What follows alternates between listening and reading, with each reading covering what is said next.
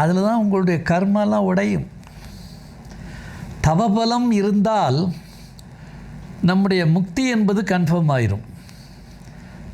அதற்கு தவபலம் வேண்டும். தான பலம் என்பது இருந்தால்தான் கர்மாவை உடைச்சி நாம் விடுதலைக்கு ரெடியாக முடியும். இல்லாட்டி நம்ம ஃபைல் எடுக்கவே மாட்டாங்க. கர்மா இருக்குந்தண்டியும் விடுதலைக்குரிய ஃபைல், முக்திக்குரிய ஃபைல், மோட்சத்துக்குரிய ஃபைல், சமாதிக்குரிய ஃபைல் ஓப்பன் ஆகாது. அதனால் ஒரு பக்கம் தவபலம் என்று சொல்லக்கூடிய பக்தி, புற பூஜை, மானச பூஜை, நல்ல மந்திர ஜபம், அதுவும் தீர்க்க ஜபா முறையில் மந்திர ஜபம், அப்புறம் வாசி பயிற்சி, வாசி தவம், இதெல்லாம் விடாமல் ஓடிக்கிட்டே இருக்கணும். இது தவபலம்.